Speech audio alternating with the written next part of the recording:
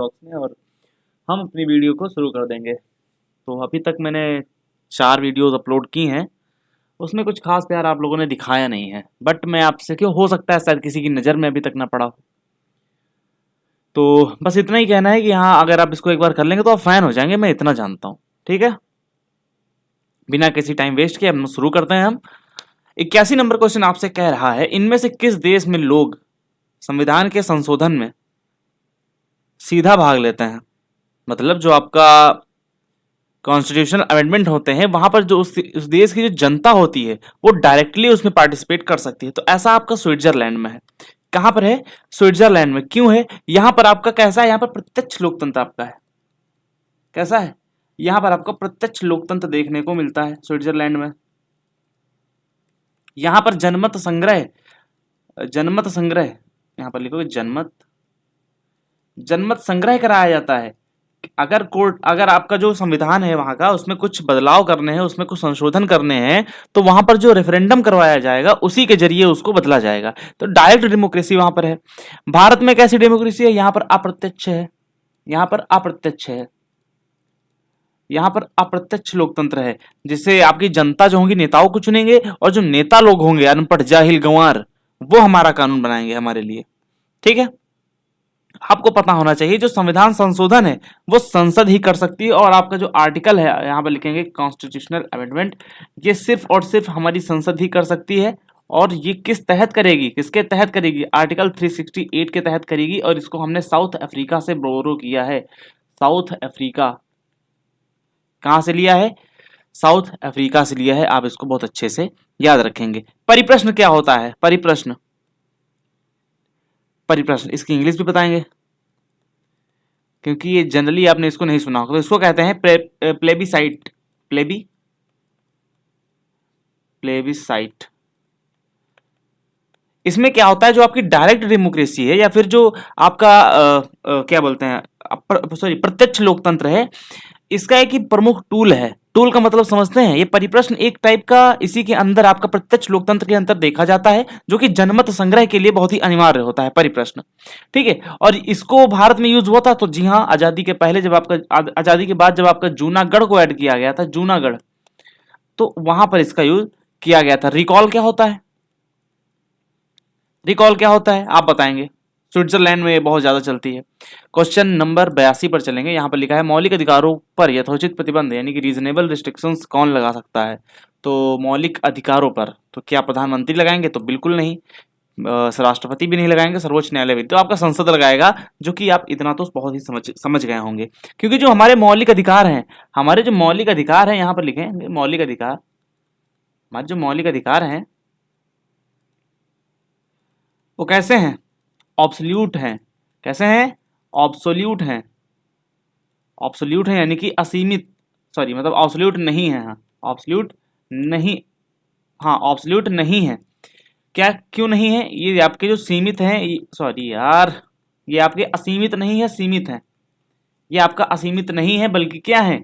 ये आपका, और ये सिर्फ और सिर्फ सीमित है। अगर बात देश की सुरक्षा से आ जाती है, विदेशी संबंधों से आ जाती है, और लोक व्यवस्था की आ जाती है, तो उसके आधार पर जो आपका संसद होगी वो कानून बनाकर इन पर रोक लगा सकती है। न्यायिक समीक्षा क्या है? सुप्रीम कोर्ट अपने ही फैसलों की सही गलत की जांच कर सकता है। ये आपका न्यायिक समीक्षा है। आर्टिकल 19 में आपका कितने तरह की स्वतंत्रताएं हैं? आर्टिकल 19 में कुल मिलाकर के 6 तरीके की स्वतंत्रताएं हैं, जिसको आप फॉलो करते हैं। सैन्य बल क्या है? आर्टिकल 33 यहां पर लिखो, ये नहीं बताया आपको। जो आर्टिकल 33 है, जो आपकी सैन्य बल है, इनके विशेषाधिकार इसमें बताए गए हैं। सैन्य बल, ठीक है, इनके विशेषाधिकार, जो आपकी खुफिया एजेंसी, सॉरी नहीं, जो आपका आपका 34 में है सैन्य बल के विशेषाधिकार। जो आपके आर्टिकल 34 है, इसमें आपका यहां पर है आपका सैन्य बल के विशेषाधिकार। या मार्शल लॉ लिख लो। मार्शल लॉ ही आएगा आपके पेपर में। मार्शल लॉ विशेषाधिकार, ठीक है, विशेषाधिकार। और आपका जो आर्टिकल 33 है, इसमें आपका सैन्य बल तो है, लेकिन सैन्य बल को वो शक्ति प्रदान की गई है। आपके जो सैन्य बल हो गए, आपके जो खुफिया एजेंसी हो गई, पुलिस हो गई, इनको मौलिक अधिकार प्राप्त है कि ये, मतलब इनको अधिकार प्राप्त है कि ये आपका इमरजेंसी के टाइम पर मौलिक अधिकार छीन सकते हैं। ऐसा आपका आर्टिकल 33 में कहा गया है। ठीक है, चलो अभी आगे बढ़ते हैं। भारत में मूल भारत में मूल अधिकार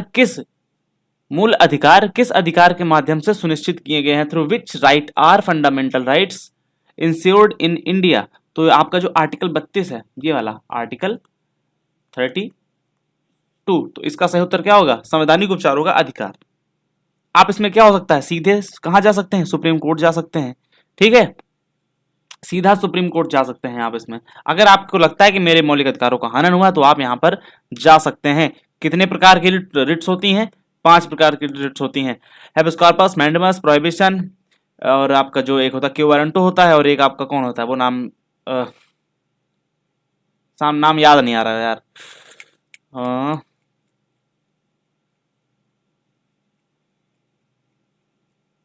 खैर आप इतना याद रखेंगे कि 5 प्रकार की आपकी रिट्स होती हैं। संविधान की आत्मा, आर्टिकल 32 को ही कहा गया था संविधान की आत्मा। किसने कहा था? बी आर अम्बेडकर जी ने कहा था संविधान की आत्मा। किसने कहा था? तो बी आर अम्बेडकर ने। हार्ट एंड सोल भी कह सकते हैं आप इसको, HEART, हार्ट एंड सोल, ये भी कह सकते हैं। आर्टिकल 32 के तहत ये बताया गया है कि जो हमारे संविधान का मूल ढांचा है उसको व्याख्या के बताया गया है 32 के अंतर्गत। इसी के अंतर्गत हमारे संविधान के मूल ढांचे को बताया गया है। मूल ढांचे का मतलब है जो आपका 1973 में 1973 में आपका जो केशवानंद भारतीवाद हुआ था, इसके अंतर्गत ये भी यही बताया गया था कि हम भारतीय संविधान की प्रस्तावना में या फिर अन्य संविधान में उसमें हम बदलाव कर सकते हैं, उसमें हम संशोधन कर सकते हैं, लेकिन जो उसके मूल मूल ढांचा है, उसका जो बेसिक स्ट्रक्चर है, उसमें परिवर्तन नहीं होना चाहिए, ये आपका कहा गया है। आपको पता है कि सुप्रीम कोर्ट आर्टिकल 32 के तहत रिट जारी करती है। आर्टिकल 32 के तहत रिट जारी करती है, तो आपका हाई कोर्ट किस तरीके से रिट जारी करेगा? इसमें और इसमें टोटल कुल मिलाकर के 5 रिट्स होती हैं, और ये जो आर्टिकल हाई कोर्ट के लिए होगा, ये आर्टिकल होगा 226 होगा। ठीक है, हाई कोर्ट, एक मिनट, हाँ, हाई कोर्ट के लिए आपका 226 होगा, जो कि शक्तिशाली ज्यादा होता है, व्यापक होता है, इसका जो विस्तार होता है इस वाले से ज्यादा होता है। ठीक है, आप याद रखेंगे। आपसे अगर क्वेश्चन आ जाता है कि आर्टिकल, वो कौन से आर्टिकल है जिसमें हाई कोर्ट की रिट्स के बारे में बताया गया है, तो आप 226 आर्टिकल को वहां पर लगाएंगे बिना किसी झिझक के। ठीक है, चलो। मत देने का अधिकार कौन सा अधिकार होता है? तो मत देने का अधिकार आपका आर्थिक अधिकार बिल्कुल नहीं, प्राकृतिक अधिकार बिल्कुल नहीं। मत देने का अधिकार आपका जो एक प्रकार का आप कह सकते हैं, तो एक तो आपका हो गया पॉलिटिकल राइट, है ना, तो आप मत दे सकते हैं। आपका जो एक टाइप का राजनीतिक अधिकार है, मौलिक अधिकार तो है नहीं ना, ये आपका राजनीतिक अधिकार हो जाएगा। तो आपके राजनीतिक अधिकार हो जाएगा। आपको ये चीज खुद पता होनी चाहिए कि जब आप जन्म लेते हैं तो क्या तभी से आपको ये वोट देने का अधिकार प्राप्त रहता है, या फिर आप 18 साल के हो जाते हैं तब आप वोट दे पाते हैं? तो जब आप 18 साल के हो जाते हैं तब आप वोट दे पाते हैं। और जो मौलिक अधिकार होते हैं आपको जन्म से प्राप्त होते हैं। कैसे प्राप्त होते हैं? आपको जन्म से प्राप्त होते हैं।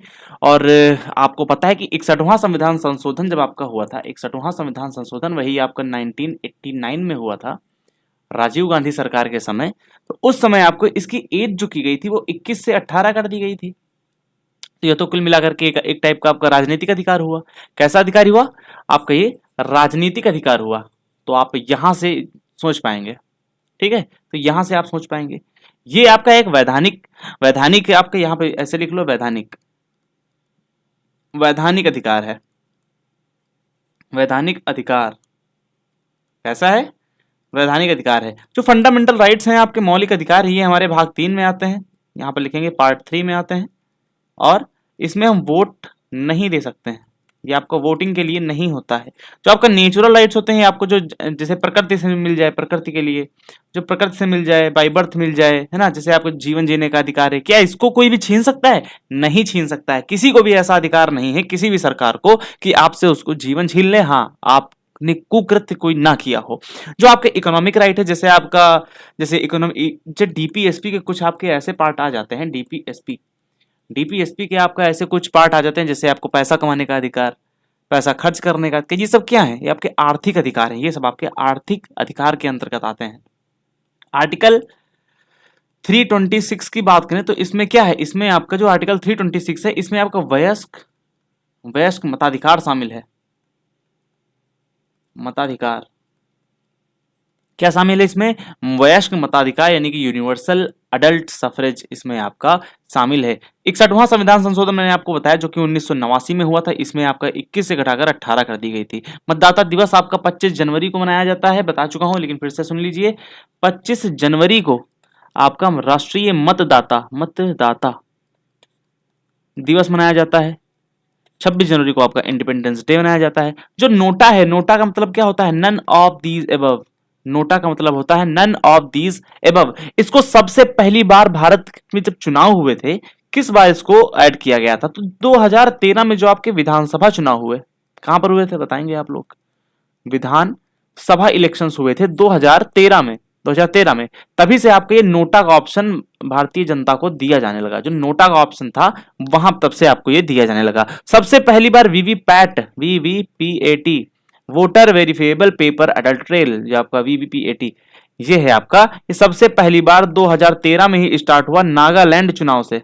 नागालैंड चुनाव में इसका टेस्ट किया गया था, नागालैंड चुनाव में इसको टेस्ट किया गया था और उसके बाद से ही आपका ये जारी है। भारत के संविधान का कौन सा अनुच्छेद भारत को कल्याणकारी राज्य यानी कि वेलफेयर स्टेट यानी कि डीपीएसपी के अंतर्गत आएगा। देखो जब भी कहीं कल्याण और ये सब बातें आ जाएं तो आप हमेशा डीपीएसपी को लगाएंगे। तो आपको पता होना चाहिए कि जो हमारा डीपीएसपी है, जो हमारा क्या बोलते हैं directive principle of state policy, वो आपका 36 से लेकर के 51 तक आता है। 36 से लेकर के 51 तक आता है। तो क्या आप 14 पर लगाएंगे या 44 पे लगाएंगे? नहीं लगाएंगे। क्यों नहीं लगाएंगे?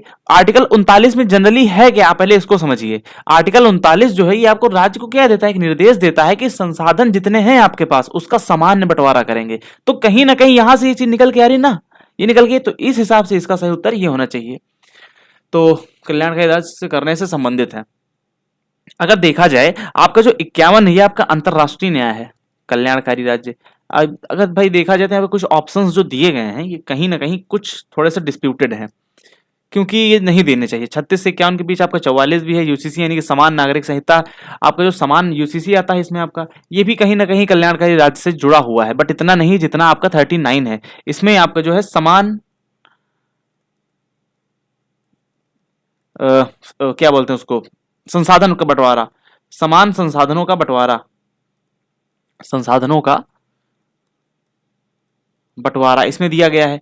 अनुच्छेद 51 में इंटरनेशनल पीस दिया गया है, इंटरनेशनल पीस इसके अंतर्गत आपका ये दिया गया है। जो आर्टिकल 38 है यहां पर लिखोगे, आर्टिकल 38 है, इस पर क्या लिखा गया, इसमें आपका लोक कल्याण, यहां पर लिखेंगे पब्लिक वेलफेयर। इसके लिए आपका जो सरकारें होंगी वो सामाजिक व्यवस्था को बनाए रखेंगी, सामाजिक व्यवस्था, ठीक है। अगर यहां पर आपका आर्टिकल 38 हो जाता तो हिसाब से ये आपका 38 हो जाता। ये क्वेश्चन आपका टोटली ऑप्शन पर डिपेंडेंट है, लेकिन इसमें बच्चे कंफ्यूज हो सकते हैं। ये कहीं इस पॉइंट ऑफ व्यू से तो यही सही है, ठीक है। यहां पर देखो इंटरनेशनल पीस आ रहा है, यहां पर क्या कल्याणकारी राज्य जैसी कोई चीज है, कुछ हद तक है लेकिन एग्जैक्ट नहीं आप इसको बता सकते हैं। डीपीएसपी जो आपका होता है, इसका जो उद्देश्य होता है कि भैया हम एक वेलफेयर स्टेट बनाएं, एक पुलिस स्टेट बनाएं, यहां पर जहां पर कानून का शासन हो, आपका डीपीएसपी को यही कहलाता है। डीपीएसपी जो आपका है ये आपका ब्रिटिश काल से चला आ रहा है, लेकिन जब इसको कानूनी रूप दिया गया, कानूनी रूप इसको दिया गया था, वही आपका जब संविधान बन गया डीपीएसपी, तभी से आपका इसको कानूनी समर्थन दिया जाने लगा। जो समाजवादी सोशलिस्ट विचारधारा पर आधारित है, आपके 38 और 39 दोनों ये आपके समाजवादी विचारधारा से हैं, समाजवादी विचारधारा से हैं। इसी लगे हाथ आर्टिकल 39 ए को जान लो, 39 ए को जान लो, जो 42वें संविधान संशोधन के तहत इसको जोड़ा गया था। इसमें है गरीबों को मुफ्त कानूनी सहायता, मुफ्त कानूनी सहायता, ठीक है। 42वें legal aid, free legal aid जो होता है। और ये आपके जो न्यायोचित नहीं होते हैं, डीपीएसपी मैं बता देता हूं, जो आपका डीपीएसपी है ये न्यायोचित नहीं है, नॉन जस्टिसेबल है, न्यायोचित नहीं है, ठीक है। आप इसको कोर्ट में लेकर के नहीं जा सकते हैं, सरकार का मन होगा तो देगी, नहीं मन होगा तो नहीं देगी। ये आपका गवर्नमेंट पर आपका ये डिपेंडेंट करता है। राष्ट्रपति द्वारा राष्ट्रीय आपातकाल की घोषणा किए जाने के बाद किस अवधि तक उसका अनुमोदन संसद के दोनों सदनों द्वारा किया जाना चाहिए। तो बहुत ही इजी है, बहुत इजी है। तो ये आपका जो 1 माह के भीतर है, लेकिन कुछ बच्चे लगाएंगे कि भैया 2 माह आपने बताया था, कोई चीज तो आपने 2 माह बताया था और वो राष्ट्रपति कुछ आपातकाल जैसा कुछ संबंधित था। तो मैंने ये बताया था कि आपके जो आपातकाल हैं, फिर से समझ लीजिए, यहाँ पर आपका जो आपातकाल है वो 3 प्रकार का होता है। आपातकाल वो आपका 3 प्रकार का होता है। एक तो आता है आर्टिकल 356 में, सॉरी 2 में आता है, एक आता है आपका 356 में, एंड देन आपका 360 में आता है। इसमें आपका वित्त वाला होता है, इसमें आपका जो राज्य वाला होता है, इसमें आपका होता है राष्ट्रीय वाला होता है। तो मैंने ये कहा था जब आपका राज्य वाला होगा, राज्य वाला मतलब समझते हैं, राष्ट्रपति शासन कहीं पर लग जाए, राष्ट्रपति शासन कहीं पर लग जाए या फिर वित्त आपातकाल कहीं पर लग जाए। राज्य और वित्त इन दोनों के लिए आपका जो इसको पास मतलब राष्ट्रपति शासन को पास करने के लिए जो अवधि होगी वो मैक्सिमम 2 मंथ्स की होगी, इसको मैक्सिमम 2 मंथ्स लगते हैं। लेकिन राष्ट्रीय आपातकाल यहाँ पर क्या है, इसकी घोषणा किए जाने के बाद किस अवधि तक उसका अनुमोदन संसद के दोनों सदनों द्वारा किया जाना चाहिए। तो इसमें आपका जो बी होगा यानी कि 1 माह, इसमें आपका ये बी ऑप्शन सही बैठेगा। आपका 1 माह के भीतर किया जाना चाहिए। इसके बाद अब दोबारा नहीं बोलेंगे, वो भी कितने महीने के, अगर फरवरी है तो 28 महीने नहीं, टोटल 30 डेज आपका इसमें माना जाता है। कोई TRAI नहीं है जो आपको 28 दिन का डेटा दे करके 1 महीने की फीस लेकर के आपको 28 दिन का डेटा देगा। तो ठीक है, आपको पता होना चाहिए। तो 14 डेज क्या होता है, ये आपका जो इम्पीचमेंट लगता है इनके, हमारे राष्ट्रपति महोदय पर इम्पीचमेंट लगता है, ये आपको 14 डेज का टाइम दिया जाता है। इनको 14 डेज बिफोर नोटिस दिया जाता है। और जो 6 मंथ है इसको आपातकाल में बढ़ाया जा सकता है। ये 6 महीने के भीतर, 2 महीने से तो मैंने बताया आप संबंध इधर से हो जाएगा इसका, लेकिन जब आपका जो 6 महीने के भीतर है आपका आपातकाल को बढ़ाया जा सकता है। ऐसे कर करके आपातकाल को एक्सटेंड किया जा सकता है, अनिश्चित काल के लिए किया जा सकता है। किस लिए किया जा सकता है, अनिश्चित काल के लिए किया जाता है। राष्ट्रीय आपातकाल को बहुमत से 2/3 से पास करते हैं। और जो राष्ट्रपति शासन की लिमिट होती है, जैसे यहां पर समझो, जो आपकी राष्ट्रपति शासन की लिमिट होती है एक शासन काल में, मतलब अधिकतम जो आपका, सॉरी माफ करिएगा, जो आपका यहां पर लिखेंगे राष्ट्रपति शासन, मैक्सिमम जो इसका टाइम रहता है वो 3 साल के लिए रहता है। 3 साल के लिए आप इसमें लगा लेंगे। 44वें संविधान संशोधन में आपको पता ही है कि इसको 1978 में इसको किया गया था। इसमें यह कहा गया था कि जब पूरी कैबिनेट लिखित रूप से आपको कहेगी कि आप हाँ लगा दीजिए, तभी आप इसको लगा पाएंगे। ऐसा फोन कॉल पे चीजें नहीं होंगी। सशस्त्र विद्रोह आपको इसी संविधान संशोधन के तहत में ऐड किया गया था। आंतरिक अशांति शब्द को हटा करके आर्म्ड रिबेलियन किया गया था। मैं आपको पिछले बता चुका हूं, तो यहां पर लिखने की कोई जरूरत नहीं है। इनमें से कौन सा अनुच्छेद, 1 मिनट, हाँ हाँ बहुत सही, इनमें से वह कौन सा अनुच्छेद है जो कौन है जो अनुच्छेद 143 के अधीन किसी भी मामले को सलाहकारी राय के लिए भारत के उच्चतम न्यायालय को भेज सकता है। तो आपका भारत का राष्ट्रपति। 143 भारत का राष्ट्रपति। कितना आसान है। अगर जैसे कोई कहीं पर ऐसा कोई कानून आ जाता है जहां पर पेच फंस जाए, पेच मतलब समझ रहे हैं ना, कुछ ऐसा बहुत ही हेक्टिक सा कानून आ जाए जहां पर राष्ट्रपति सुप्रीम कोर्ट से क्या कर सकता है, वहां पर राय मांग सकता है कि भैया हमको बताइए कि क्या ये पास करने वाला है। तो सुप्रीम कोर्ट सलाह देगा उनको। क्या वो बाध्यकारी होता है? नहीं, बाध्यकारी नहीं होता है। जो एडवाइजरी होती है वो बिल्कुल भी बाध्यकारी नहीं होती है। ठीक है। और जो कानून मंत्री हो गए, प्रधानमंत्री हो गए, महान्यायवादी हो गए, ये सब क्या करते हैं, कुछ मामले ऐसे होते हैं जिसमें सुप्रीम कोर्ट को ये जो राष्ट्रपति मतलब होता है ना, इसमें माफ करिएगा मेरे कहने का मतलब है, कुछ मामले ऐसे होते हैं जिसमें आपका जो ये सुप्रीम कोर्ट होता है ये मना भी कर सकता है। क्या कर सकता है? कुछ मना भी कर सकता है। कुछ ऐसे मामले आपके सामने आ जाते हैं। बाकी अगर जैसे इनकी कानून मंत्री हो गए, प्रधानमंत्री हो गए और महान्यायवादी हो गए, ये सब राष्ट्रपति के प्रति ही उत्तरदायी होते हैं देखा जाए तो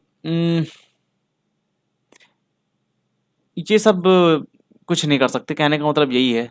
ठीक है, ये सब आपका राष्ट्रपति के पॉइंट उससे पर्सपेक्टिव से कुछ नहीं कर सकते। ये आपका जो कोर्ट, सुप्रीम कोर्ट से क्वेश्चन पूछने का अधिकार है वो सिर्फ और सिर्फ हमारे राष्ट्रपति को ही शामिल है। जैसे एक केस आप समझ लो, आपका जो 1993 का केस है, मोस्ट इंपॉर्टेंट है, आपके लिए में आएगा तो नहीं, लेकिन हाँ अगर यूपी कांस्टेबल ये सब वाले देख रहे हैं तो इसको वो जरूर सुन लें। राम जन्मभूमि केस,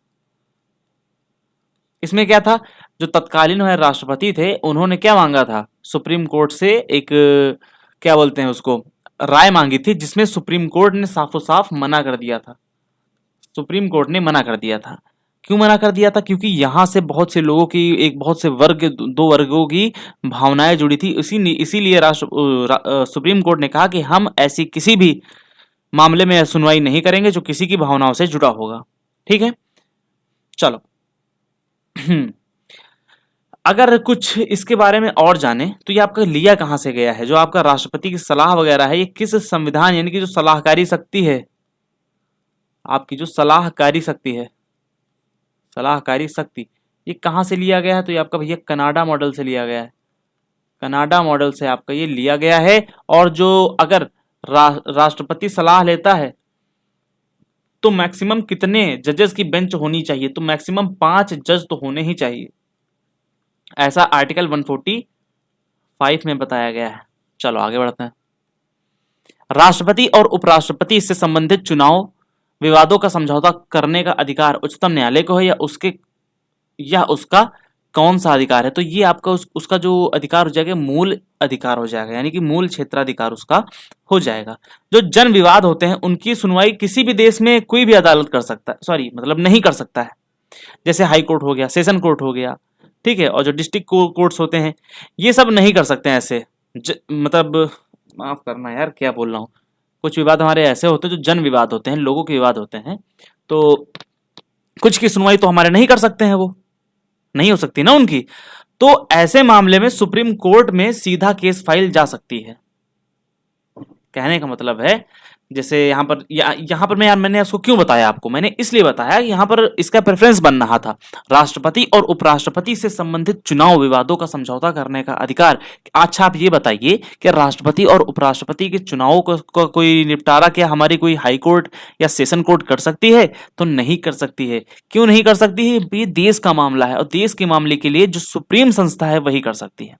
जहां पर, इसीलिए मैंने इसको बताया, तो जहां पर ऐसे मामलों पर सुनवाई हाई कोर्ट सेशन कोर्ट्स नहीं करते हैं उसको सीधा सुप्रीम कोर्ट में सुना जाता है। यही उसके मूल क्षेत्राधिकार के अंतर्गत आता है। आप इसको याद रखेंगे, fundamental right of supreme court है, ये सुप्रीम कोर्ट का मूल क्षेत्राधिकार है।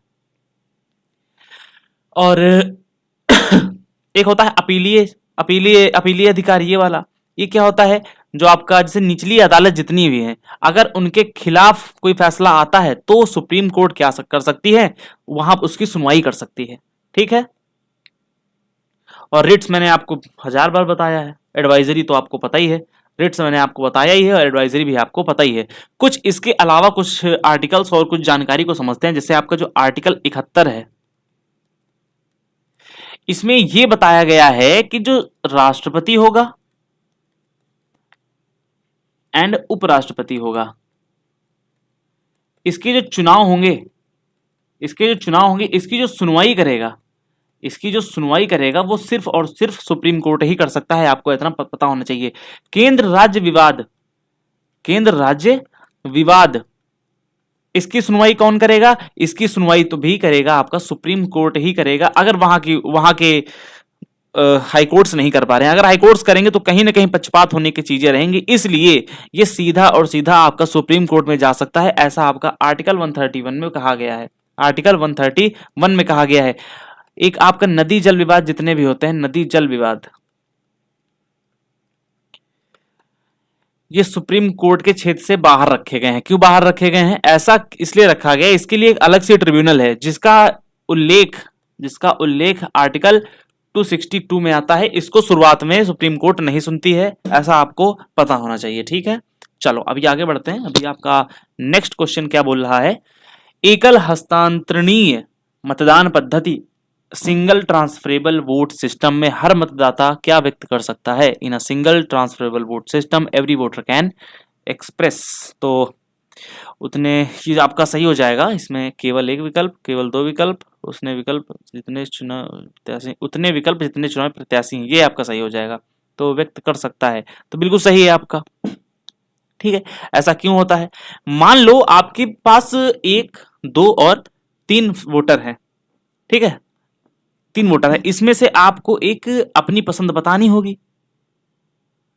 क्या होगी? आपको अपनी पसंद बतानी होगी। अगर 4 लोग चुनाव लड़ रहे हैं तो जो वोटर होंगे अपनी पसंद के 4 सेट कर सकते हैं। नहीं समझ में आया? देखो मैं बताता हूं।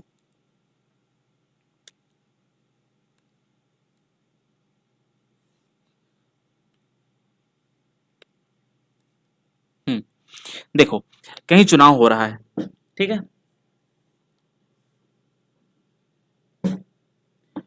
कहीं चुनाव हो रहा है, जिससे यहां पर क्या है, एकल हस्तांतरणीय मतदान पद्धति, सिंगल ट्रांसफरेबल वोट सिस्टम, और यहां पर आपके 4 प्रत्याशी खड़े हुए हैं, 1 2 3 और 4 प्रत्याशी खड़े हुए हैं। तो यहां से जो नीचे, ये सबसे निचले स्तर पर किया जाता है, यहां से क्या होगा, जो जनता होगी वोट देगी। क्या देगी? वोट देगी कि भैया हम इनको चाहते हैं कि हमारे प्रत्याशी बने ये, और कुछ कहेंगे हम इनको चाहते हैं, कुछ कहेंगे इनको चाहते हैं, कुछ कहेंगे इनको चाहते हैं, और यहां से जो सबसे ज्यादा वाला होगा उसको वोट, उसको क्या बोलते हैं, चुनाव उसको लड़वाया जाएगा, वही सबसे आगे होगा, ठीक है, जो कि कामयाब नहीं हुआ था। लेकिन जो, एक मिनट, हाँ, लेकिन जो हमारा इंडिया का सिस्टम है, लेकिन जो हमारे इंडिया का सिस्टम है वो आपका क्या है, वो आपका है ओनली वन ऑप्शन। आपको सिर्फ और सिर्फ एक ऑप्शन होगा। इसमें क्या होता है कि 4 बटन होंगे तो आप चारों पे वोट कर सकते हैं, किसको किसको आप देना चाहते हैं। अगर मान लो इनको आप 2 वोट दे दिए तो इनको एक एक वोट दिए, इनको एक भी नहीं दिए, तो इस हिसाब से ये असेंडिंग टू डिसेंडिंग या फिर डिसेंडिंग टू असेंडिंग ऑर्डर में सेट हो जाते हैं। ये काफी जटिल विषय है समझने के लिए, अगर आप इसको नहीं समझ पाए तो आप छोड़ दीजिए। पहला ऑप्शन हमारे हमारे चुनाव में क्या है, एफपीपीएस सिस्टम है आपका, first past the post system.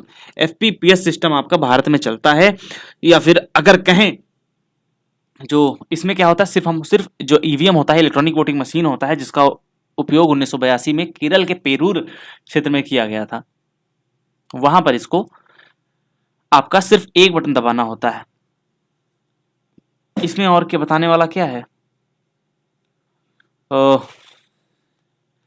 Rajya Sabha के जब चुनाव होते हैं तो इसमें आपने सुना होगा, अगर आप थोड़े बहुत राजनीति से इंटरेस्ट रखते हैं, तो इसमें आपका गुप्त मतदान की प्रणाली होती है। हमेशा गुप्त मतदान सब में होता है। गुप्त मतदान कि जिस पार्टी के हैं भैया उसको पार्टी को देंगे वोट। लेकिन हो क्या जाता है, कभी कभी एक्स पार्टी का बंदा वाई पार्टी को वोट दे देता है, तो इसको क्या कहते हैं, इसको कहते हैं क्रॉस वोटिंग, या फिर ओ ओ सीक्रेट बैलेट, सॉरी, आपका क्रॉस वोटिंग के नाम से हम इसको जानते हैं।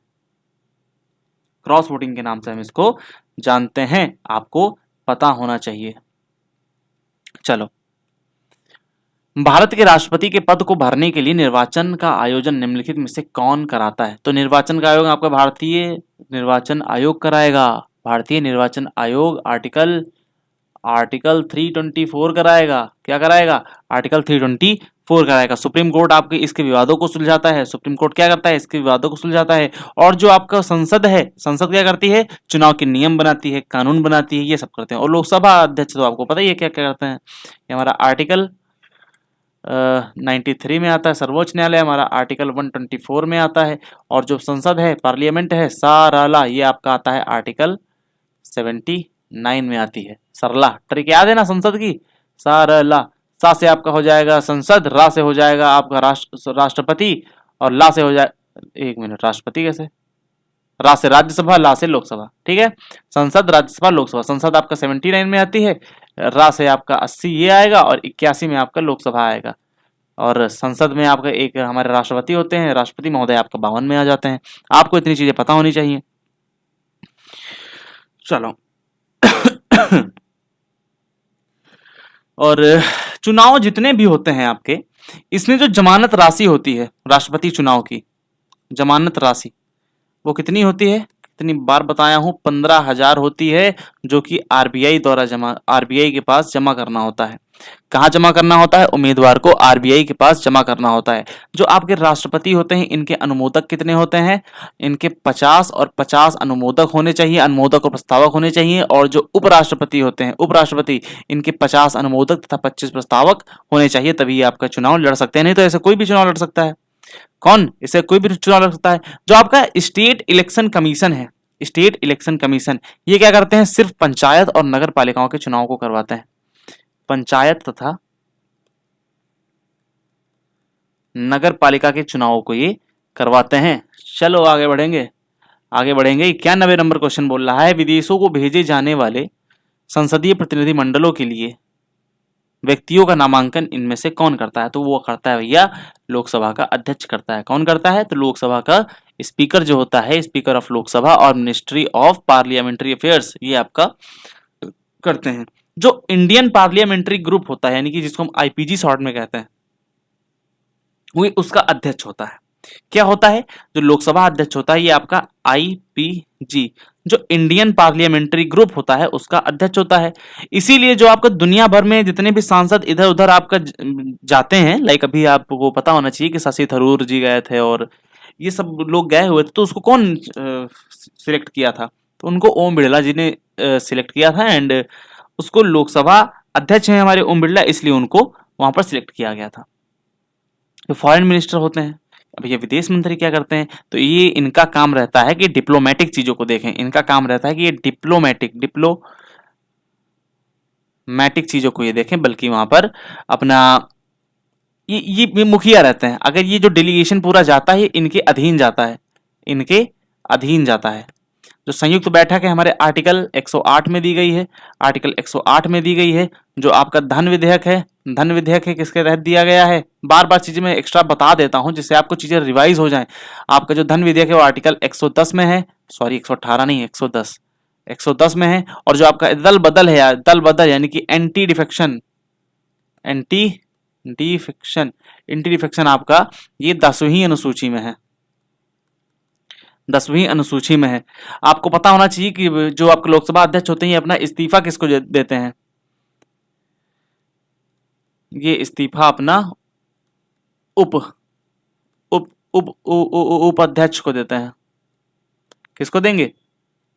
उपाध्यक्ष को अपना ये इस्तीफा देते हैं, आपको पता होना चाहिए। और जो आर्टिकल 100 है क्या कहता है? आर्टिकल 100, आर्टिकल 100 क्या कहता है? अगर कहीं भी ऐसी स्थिति आ जाती है कि वोट पार्लियामेंट में या फिर संसद में, लोकसभा में वोट आपका बराबर हो जाए, वोट बराबर पड़ जाते हैं, तो उस स्थिति में आपका जो लोकसभा को निर्णायक वोट डालने का अधिकार होता है, निर्णायक वोट कास्ट करने का अधिकार होता है। संवैधानिक प्रणाली के असफल हो जाने पर किसी राज्य में राष्ट्रपति शासन संविधान के किस अनुच्छेद के अंतर्गत लागू किया जाता है? किस आर्टिकल के तहत लागू किया? मैंने आपको कितनी बार बताया कि इसका हो जाएगा राष्ट्रपति शासन आपका 356 हो जाएगा। राज्य आपातकाल आपका इसके अंतर्गत आ जाता है। या तो राष्ट्रपति शासन पूछेगा और या तो आपसे क्या अभी क्या बोला था मैं, इतना भूलता हूं यार। राष्ट्रपति शासन और राज्य आपातकाल, दो चीजें आपसे पूछा जा सकता है। राज्यपाल की रिपोर्ट के आधार पर ही ये लगाता है।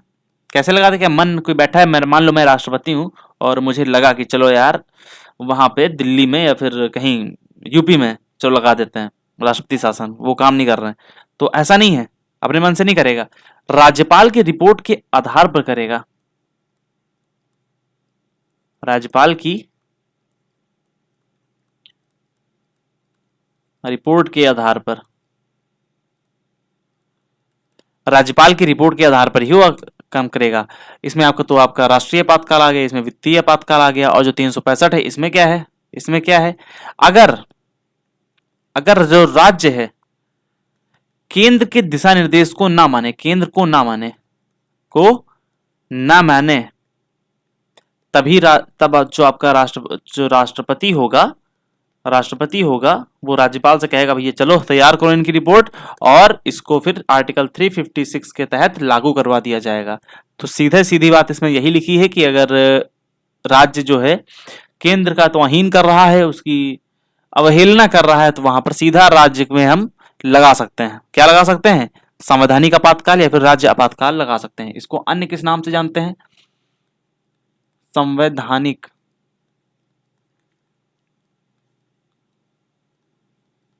आपातकाल या फिर राज्य आपातकाल हम इसमें लगा सकते हैं। सबसे पहले कहां लगा था ये समझो पहले।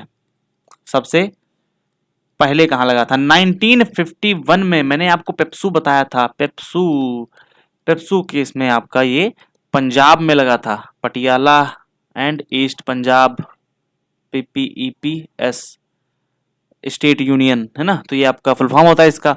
पंजाब में आपका लगाया गया था, जो कि वही करीब 5 साल के करीब इसमें चला था, नहीं कुछ ऐसे समथिंग में चला था। खैर इसको आप मन में नहीं रखेंगे 5 साल, या तो आप एक बार डाउट क्लियर कर लेंगे, कंफ्यूजन में हो तो मैं। सबसे ज्यादा बार कहां लगा? सबसे ज्यादा बार लगा आपका यूपी एंड मणिपुर। मणिपुर पहले लगा करते थे यूपी में, अब तो नहीं है वैसे, क्योंकि सरकारें भी वैसी ही थी ना पहले। 10-10 बार इसमें लगाया गया।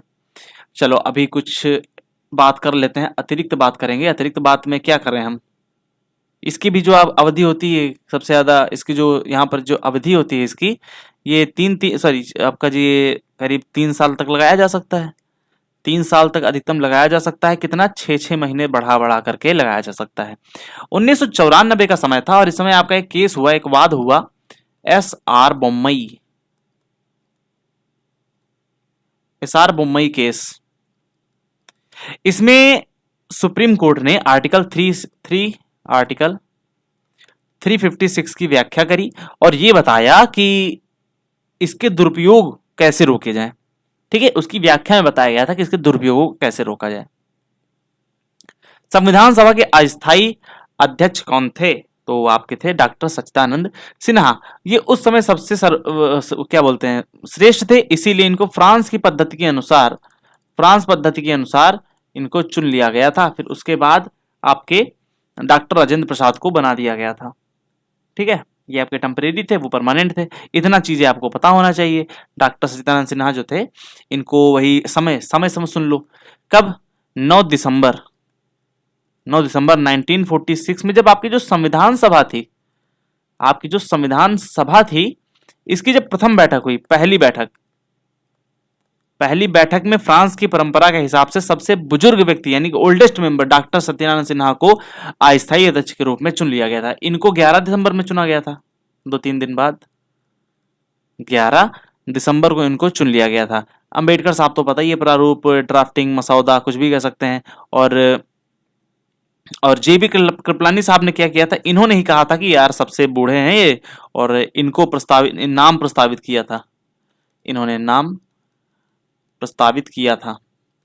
ठीक है, संविधान सभा का उपाध्यक्ष कौन था? संविधान सभा का उपाध्यक्ष कौन था?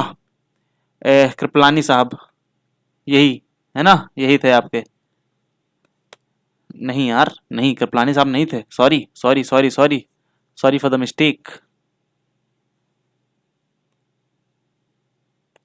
संविधान सभा के जो उपाध्यक्ष थे वो आपके थे एच.सी. Mukherjee and T Krishnamachari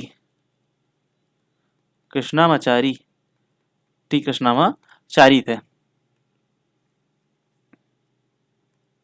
Muslim league ने इसका बहिष्कार किया था, संविधान सभा का मुस्लिम लीग ने बहिष्कार किया था। लिख लो, मुस्लिम लीग ने बहिष्कार किया था। कुल बैठकें कितनी हुई थी? कुल बैठक या फिर अधिवेशन कितने हुए थे संविधान सभा के? तो कुल 11 बैठकें हुई थी, आप इसको याद रखेंगे। और जो 9 दिसंबर वाला था ना, ये इसको बाइकआउट किया था उसने, मुस्लिम लीग ने। प्रस्तावना की भाषा कहां से ली गई है? तो ऑस्ट्रेलिया से ली गई है। कहां से ली गई है मेरे भाई? तो ये आपका ऑस्ट्रेलिया से ली गई है। जो प्रस्तावना का विचार है तो वो तो अमेरिका से लिया गया है।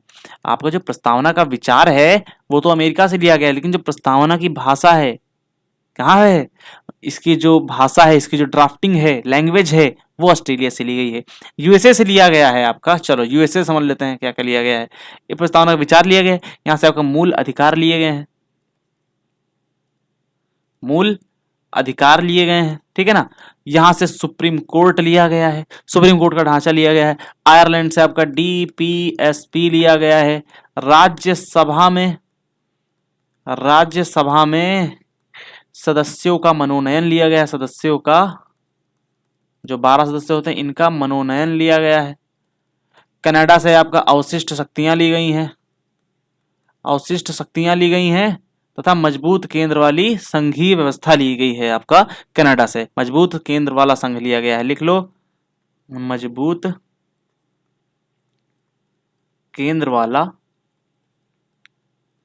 संघ आपका strong centre, STRONG strong centre आपका कनाडा से लिया गया है। स्टार्टिंग जो होता है आपका जो भारतीय संविधान है उसकी जो स्टार्टिंग है, उसके जो प्रियम्बल है उसका वो जो स्टार्ट हुआ है वो स्टार्टिंग कहाँ से ली गई है? स्टार्टिंग यहाँ पर लिखेंगे we the people of India, we the people of PEOPLE people of India. ये लाइन आपकी यूएसए से ली गई है, ये लाइन आपका यूएसए से ली गई है और इसको स्टार्ट कहाँ से किया गया है? मतलब यहां से आपका स्टार्टिंग है आपकी। उद्देश्य प्रस्ताव, ऑब्जेक्टिव रेजोल्यूशन, ऑब्जेक्टिव रेजोल्यूशन आपका 13 दिसंबर 1940, अरे यार 13 दिसंबर 1946 से आपको लिया गया है। 42वां संविधान संशोधन हुआ था जो कि हमारी प्रस्तावना में बदला गया था। इसमें आपका जो समाजवादी पंथ निरपेक्ष तथा समाजवादी पंथ निरपेक्ष और इंटीग्रिटी यानी कि अखंडता, अखंडता आपका यहां से लिया गया था। जो बंधुत्व है वो कहां से लिया गया है? बंधुत्व लिया गया है आपका जो समता था, बंधुत्व है, स्वतंत्रता यहां पर लिखो, स्वतंत्रता, समता, बंधुत्व, ये आपका फ्रांस की क्रांति से लिया गया है जो कि 1887 में हुई थी। 1887 में आपका ये क्रांति हुई गई थी, यहां से आपका ये लिया गया था। और जो सामाजिक, आर्थिक और राजनीतिक न्याय है, हमारे भारतीय संविधान में कितने प्रकार के न्याय हैं? 3 प्रकार के न्याय हैं। जो न्याय है हमारे वो USSR से लिए गए हैं। इसकी क्रांति से 1917 में इसकी क्रांति हुई थी। 26 नवंबर 1949 को जब संविधान बनकर तैयार हुआ तब कितने सदस्यों ने हस्ताक्षर किए थे? आई थिंक ये क्वेश्चन रिपीट हुआ है या फिर मैंने बताया था, तो ये आपका 284 इसका सही उत्तर हो जाएगा। क्यों? जब भारत पाकिस्तान का बंटवारा हो गया तो आपको पता होना चाहिए कि 389 टोटल मेंबर हुआ करते थे विभाजन से पहले। जब विभाजन हो गया तो भारत में 299 बचे और बाकी इधर पाकिस्तान चले गए। क्यों चले गए? पाकिस्तान चले गए। और जब समय आया, जब ये आपका जब कब 26 नवंबर का, सॉरी 24 नवंबर का, 24 जनवरी 1950 का, सॉरी, तो संविधान बनकर तैयार हो कितने हस्ताक्षर किए थे? तो आपका जब 24 जनवरी का समय आया, यहां पर लिखेंगे डेट, ये इंपॉर्टेंट डेट है, 24 जनवरी 1950। तो इस समय वर्षा हो रही थी, बारिश हो रही थी। तो आपके जो जितने 299 में से मेंबर थे वो उसमें से पूरे नहीं आ पाए थे बारिश की वजह से, जिसमें आपका 284 लोग आ पाए थे। और इन्होंने ही मूल प्रति जो आपके संविधान की मूल प्रति है उस पर हस्ताक्षर किए थे। हस्ताक्षर का मतलब समझते हैं आप लोग? क्या समझते हैं? सिग्नेचर, ठीक है। तो बंटवारे के बाद कुल संख्या 299 थी। और जो कैबिनेट मिशन के तहत आपका जो ये संविधान सभा की स्थापना की गई थी तब आपका 389 थे। इसको कैबिनेट मिशन के तहत, कैबिनेट मिशन 1946 में आया था, ये 1946 में आया था। आपको इतनी चीजें पता होनी चाहिए। पहला हस्ताक्षर किसने किया था? बता चुका हूं, फिर से सुन लो, पहला और आखिरी। पहला तो हमारे PM साहब ने किया था, PT नेहरू ने किया था। और जो आखिरी था वो हमारे राष्ट्रपति साहब ने किया था।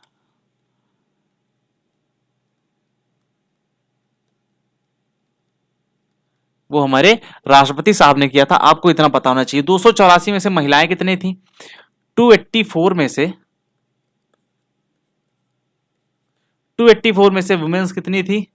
तो वुमेन्स थी टोटल तो 15 थी, लेकिन 15 में से आपकी 8 थी जिन्होंने सिग्नेचर किया था। आपको पता होना चाहिए कुल महिलाएं थी 15 महिलाएं थी, जिसमें से 8 महिलाएं इसकी की गई थी।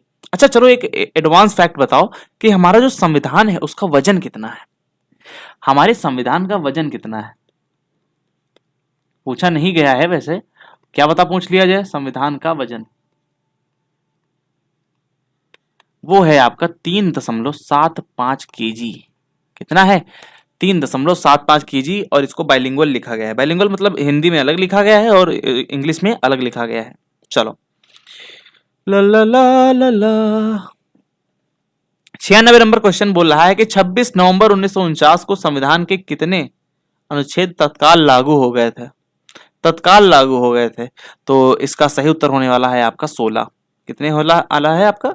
16 हो गए थे इसमें, जिसमें से आपका, चलो लिखो यहाँ पर कुछ इंपॉर्टेंट लिख लेते हैं, जैसे सम।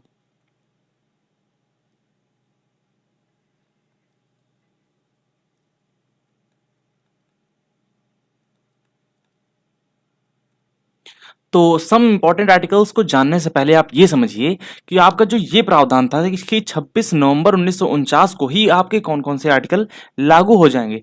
तो आपके वो आर्टिकल्स आपके 5, 6, 7, 8, 9, 60 और आपका 324, और एक आपका आर्टिकल था जो कि बहुत ही महत्वपूर्ण है, वो आपका 394 था। इसी आर्टिकल में आपका प्रावधान लिखा गया था कि 26 नवंबर 1949 को ये आर्टिकल मिलाने के साथ साथ में कुल 16 आर्टिकल्स को लागू कर दिया जाएगा। और जो आपका आर्टिकल 395 है, आर्टिकल 395 ये वाला आर्टिकल है, इसके तहत ये लिखा था कि बाकी जो आपका पूरा आर्टिकल है, बाकी पूरा आपका 26 जनवरी 1950 को लागू किया जाएगा। आपको इतनी चीजें पता होनी चाहिए। अब आप ये बताइए कि 26 जनवरी ही क्यों ये डेट चुनी गई?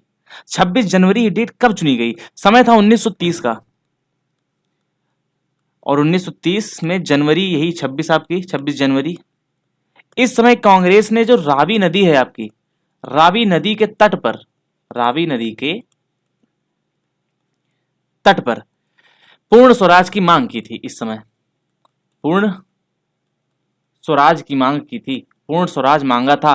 तो इसीलिए सोचा गया कि चलो भैया 26 जनवरी जो आपकी अपकमिंग 26 जनवरी आने वाली है, इसमें ही हम इसको लागू करवा देंगे। जो भारतीय संविधान का मूल ढांचा है, मूल आकार है, मूल आकार, इसमें कुल कितने आर्टिकल्स थे? टोटल आर्टिकल्स एंड पार्ट्स कितने थे? पार्ट कितने थे? और पार्ट होने के साथ में जो स्केड्यूल्स थे वो कितने थे? तो आर्टिकल आपके 395 थे, अभी 400 से ज्यादा ही है, 425 के करीब। और जो पार्ट थे कुल मिलाकर के 22 थे, और जो शेड्यूल्स थे आपके ये आपके करीब सॉरी 8 थे। सरदार स्वर्ण सिंह समिति ने 8 ऐड किए थे। तो ठीक है, आपको इतनी चीजें पता होनी चाहिए। आपको ये भी पता होना चाहिए कि जो इसकी हिंदी तिथि क्या है, क्योंकि बहुत से पेपर ऐसे हैं, एसएससी हो गया और बाकी डिफेंस में भी आपको पूछ लेता है कि जो भारतीय संविधान लागू हुआ था, जब आपका इसके कुछ आर्टिकल जब लागू हुए थे, या 26 नवंबर को जब आर्टिकल शुरू हुआ था, तब इसकी हिंदी तिथि क्या थी? तो हिंदी तिथि 26 नवंबर 1949 की जो तिथि थी। इस समय आपका जो मार्गशीर्ष शुक्ल की सप्तमी चल रही थी, सप्तमी। और विक्रम संवत क्या चल रहा था? विक्रम संवत, वो आपका 2006 विक्रमी चल रहा था। ठीक है, 2006 चल रहा था। चलो आगे बढ़ते हैं। आगे, संविधान में नवीन अनुसूची कब जोड़ी गई? नवीन अनुसूची इतनी बार बता चुका हूं, ये आपका एसडब्ल्यू होने वाला है, एसडब्ल्यू होने वाला है आपका, या फिर मैं ही बता दूं? चलो मैं ही बता देता हूँ। चलो नहीं नहीं नहीं, मैं नहीं बताऊंगा। 1956 वाला मैं ये बता सकता हूँ कि 1956 में आपका जो ये हुआ था, आपका सातवां संविधान संशोधन हुआ था, जो कि राज्यों के पुनर्गठन से संबंधित था। राज्यों के पुनर्गठन से संबंधित था। तो ठीक है, आप ये बताएंगे कि, खैर छोड़ो, आप क्या ही बताएंगे, अब न्यायिक समीक्षा वगैरह सब इसी से संबंधित है, आप इसको जरूर बताएंगे। ये आपको एचडब्ल्यू है, और अगर आपने यहाँ तक वीडियो देखी है तो प्लीज आप इसको बताएंगे जरूर कमेंट बॉक्स में। 98 नंबर क्वेश्चन कह रहा है कि संविधान में 11वीं और 12वीं अनुसूची कब जोड़ी गई थी? तो कब जोड़ी गई थी बताएंगे आप? इस मैंने ये भी बता चुका है, मतलब मैं ये भी बता चुका हूं। तो आपका ये कब ऐड किया गया था? 1992 और 93 में। 1992 और 93 में क्रमशः इनको ऐड किया गया था। 73वां और सॉरी हाँ, संविधान संशोधन था 73वां, क्रमशः बात चल रही है, एंड 74th। इसमें आपका नगर पालिका सॉरी पंचायत और इसमें आपका नगर पालिका जोड़ी गई थी। ठीक है, नगर पालिका जोड़ी गई थी। 1985 में कौन जोड़ी गई थी? इसमें आपका 10वां जोड़ी गई थी। लो आंसर भी मैंने बता दिया, लेकिन आपको कमेंट जरूर करना है। ठीक है, और 2002 में आपका 86वां संविधान संशोधन हुआ था। शिक्षा वाला वही आर्टिकल 21A, आर्टिकल 21A जोड़ा गया था। विषय कितने हैं आपके 11वीं अनुसूची में? 11वीं, यहाँ पर लिखो 11वीं और 12वीं पीछे बताया है। वैसे 11वीं में आपके 29 विषय हैं, 12वीं में आपके कुल 18 विषय हैं जो कि नगर पालिका से संबंधित है। इस समय पीएम कौन था? ये संविधान संशोधन जब हुए थे तो इस समय आपका पीएम कौन था? तो पीएम आपके थे नरसिम्हा राव। कौन से? यहाँ पर लिखेंगे नरसिम्हा राव। नरसिम्हा राव आपके पीएम थे। जो पंचायत दिवस होता है, यहाँ पर लिखो, यहाँ पर लिखो, आपका जो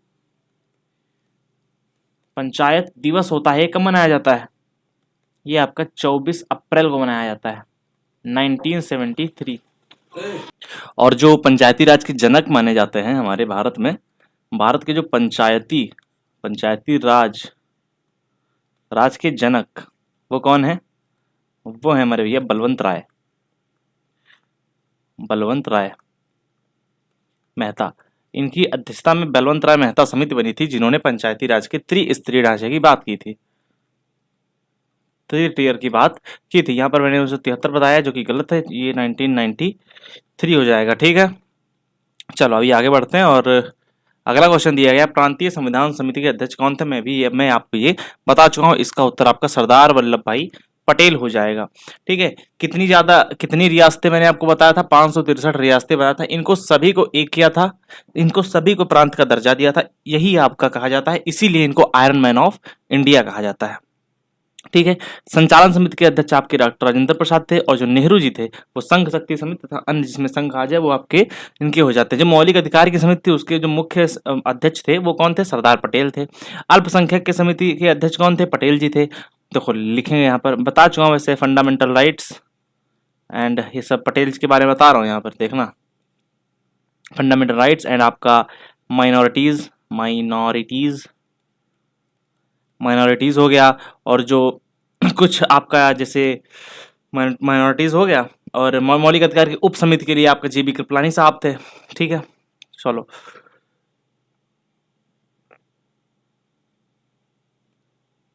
सवा क्वेश्चन आपका है, कार्य संचालन समिति के अध्यक्ष कौन थे? तो कार्य संचालन समिति के अध्यक्ष कौन थे आपके? जो कार्य संचालन समिति यानी कार्य का संचालन जो करते वो आपका के.एम. मुंशी साहब थे। कौन थे? के.एम. मुंशी साहब थे। माफ करिएगा, इनका पूरा नाम था कन्हैयालाल मणिकलाल मुंशी। जो क्या थे? संविधान के जो डेली के वर्क होते थे उनको देखते थे, उनको मतलब एक टाइप का कह सकते हैं लीड कर रहे थे संविधान सभा को। प्रारूप समिति के जो अध्यक्ष थे, कितनी बार बता चुका हूँ, 29 अगस्त 1947 को ये आपके B.R. अम्बेडकर साहब बने। पट्टाभी सीतारमैया ये हाउस कमेटी के थे, हाउस कमेटी के अध्यक्ष थे, आपको पता होना चाहिए। वन महोत्सव कब मनाया जाता है? वन महोत्सव जो आपके के.एम. मुंशी साहब हैं, इन्होंने 1950 में वन महोत्सव को बनाने की स्टार्ट की थी। क्यों? पेड़ लगाने का त्योहार है इसलिए इसको कहा जाता है। मुंशी जी ने ही जन्म कुंडली कहा था, जन्म कुंडली मुंशी जी ने ही कहा था। किसने कहा था? के.एम. मुंशी ने ही जन्म कुंडली कहा था। किसने कहा था? जन्म कुंडली कहा था।